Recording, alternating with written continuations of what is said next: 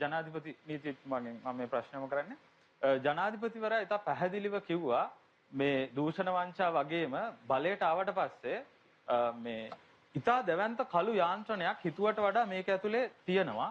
ඒකට ෆේස් කරමින් යන්න කියලා. එතකොට මේ අධිකරණ ඇමතිතුමාගේ පුතා මේ සිද්ධියට මේ නදුන් චින්තලගෙන් කෝටි 12ක් ගැනීම අර නළුව කවුද මේ චරිත සම්බන්ධ වීම එක ගත්තහම මේ දැන් නීතිඥවරු මේ අය වෙනුවෙන් පෙනී හිටින්න ඕනි. මේගොල්ලෝ ජීවත් වෙන්න පාතාලයට ගිහිල්ලා හරි මොකක් හරි සිද්ධියක් නිසා එහෙම සිද්ධ වෙලා මේගොල්ලෝ මේ උපයා ගන්න මුදල් සම්බන්ධයෙන් දැන් අධිකරණ සමහර තීන්දුව තීරණ දෙනවනේ මේ ඒගොල්ලන්ගේ මුදල් රාජසන්තක කරනවා, දේපල රාජසන්තක කරනවා ඒ වගේ. එතකොට දැන් මේ වගේ අයවලුන් සම්බන්ධයෙන් නීතිඥවරු පෙනී සිටිය යුතුයි.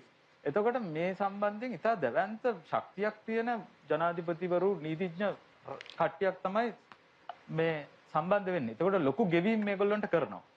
එතකොට ඒත් කළු සල්ලිනේ. එතකොට ඒගොල්ලෝ නීතිඥවරුන්ට ගෙවන්නේ කළු සල්ලි වලින් උපයා ගන්න මුදල් තමයි ගෙවන්නේ. ඒක අපි දන්නේ නැහැ.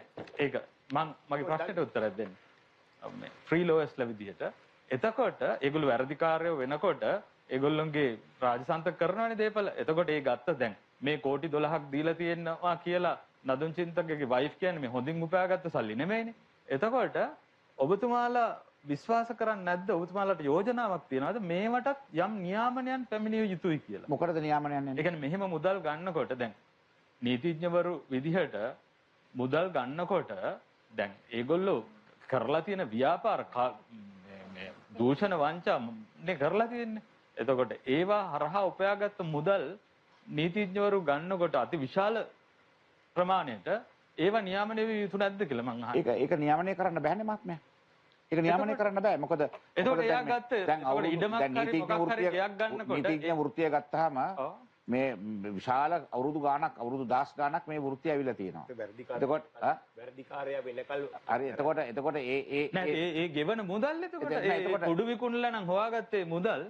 එතකොට ඒ වගේ උපයාගත්ත දේවල් රාජසන්තක කරනකොට ඒ හා සමානව කළු සල්ලි නෙමෙයි පාවිච්චි කරලා නීති උපදේශ අරන් තියෙන්නේ. නෑ මෙහෙමයි. දැන් නඩුවක කුඩු විකුණනවා නම් ඒ නඩුවේ කුඩු වික්කා කියලා ඔප්පු වුණොතින් එහෙම එතකොට මොකක්ද කරන්නේ? ඒ පුද්ගලයාට තියෙන ඔක්කොම දේපල ටික රාජසන්තක කරන්න නීතිය ප්‍රතිපාදන තියෙනවා.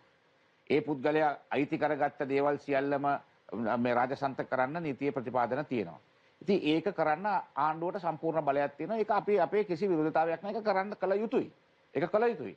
නමුත් ඒ නඩුවේ වැරදිකාරයා වෙනකන් ඒ කියන්නේ වැරදිකාරයා කියලා තීන්දුව කරනකන් නිර්දෝෂීභාවයේ පූර්ව නිගමනය ක්‍රියාත්මක වෙනවා. එතකොට ඒ නිර්දෝෂීභාවයේ පූර්ව නිගමනය තියෙනකන් නීතිඥවරු ඔවුන්ට පෙනී හිටිනවා. එතකොට පෙනී හිටිනකොට නීතිඥවරුන්ට ඒගොල්ලොන්ගෙන් අහන්න බෑ මේක සුදු සල්ලිද කළු සල්ලිද කියන එක. සල්ලි එතකොට එහෙම කරෝතින් එහෙම එතකොට ඔබතුමාට කියන්න සිද්ධ වෙනවා. එතකොට අපිට තව නීතියක් ගේන්න වෙනවා. ඒ කළු සල්ලි තියෙන එහෙම නැත්නම් මේ පාතාලේ සල්ලි තියෙන එහෙම නැත්නම් කුඩු සල්ලි තියෙන කට්ටියට මේ සුපර් මාකට් එකට ගිහලා බඩු ගන්නත් බෑ. කීල්ස් එකට ගිහලා බඩු ගන්නත් බෑ. ෆුඩ් සිටි එකට ගිහලා බඩු ගන්නත් බෑ. එතකොට ඒ වගේ නීති ගේන්න හදනවා නම් මේක ප්‍රායෝගික නැහැ. මේක කරන්න ක්‍රියාත්මක කරන්න බෑ. මං හිතන්නේ යම් නියාමනයක් කරන්න පුළුවන්. ඒ නියාමනය සාධාරණ නියාමනයක් වෙන්න ඕනේ. ඒක තමයි මං අහන්නේ නැති හින්දා දැන් මේ නියාමනයක් කරන්න බෑනේ. අපි කියන්නේ එතකොට ඒ කළු සල්ලි නේද? ඉතින් කළු සල්ලි කියලා තීරණය කරන්න ඕනේ.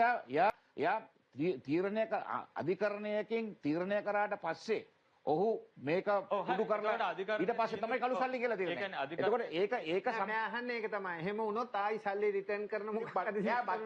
එහෙම රිටර්න් කරන්න බෑනේ. එතකොට එනම් ෆුඩ් සිටි එකට ගිහලා ගත්ත බඩු ටිකත් රිටර්න් කරන්න වෙනවනේ. එතකොට ඒක ප්‍රායෝගික නෑ.